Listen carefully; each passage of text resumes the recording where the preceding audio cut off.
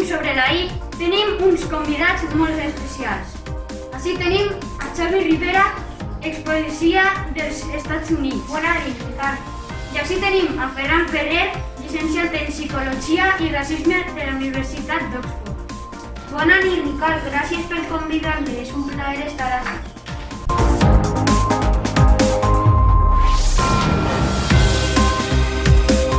No sé si ho sabeu, però en els últims 7 anys als Estats Units hi ha hagut episodis de violència policial contra les persones de color.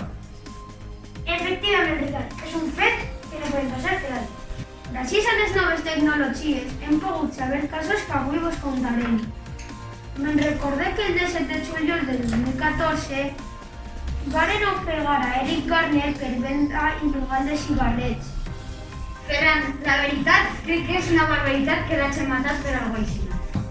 No sé si sabeu que el 9 d'agost de 2014 Michael Brown va robar uns cigarrets d'un comerç i un agent de policia li va disparar fins a 18 vegades i 6 impactaren contra Brown. És una gran barbaritat. I la del 22 de novembre de 2014. Un agent de policia mata Tamir Rice perquè anava amb una pistola falsa pel carrer. I només tenia 12 anys. Mare meua, qui no ha jugat en pistoles falses de xicotet? Ens podria haver passat a nosaltres. Us vaig a contar un altre cas. Este em va deixar de pedra. El 1 de març de 2015, la gent va disparar a Anthony Hirsch per passejar nuet. Passejar nuet està mal, però no està tant com per a disparar-li. Un altre cas que recorde és el 5 de juliol del 2016. Un home negre de 37 anys que venia a discos va ser disparat per un agent de policia mentre que estava al terra. Sí, i es deia Alton Sterling. 6 de juliol de 2016. Un xic negre de 32 anys tenia un fort trencat. Ell sols volia treure documentació i la gent li va començar a disparar. Igual es pensava que anava a treure una pistola. Ja, però si no ho saps del tot, no has de començar a disparar.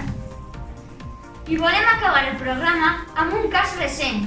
El 25 de maig del 2020, George Floyd, un negre de 46 anys, mor perquè un agent de policia l'ofega mentre que ell diu fins 27 vegades que no podia respirar. I va ficar el genoll en el coll fins que el va matar. Menys mal que està en la presó. Però sols va estar un any. I què anem a fer nosaltres? Nosaltres el que podem fer és seguir denunciant els actes de violència. Fins així el programa d'avui. I ja sabeu, acabem amb el racisme!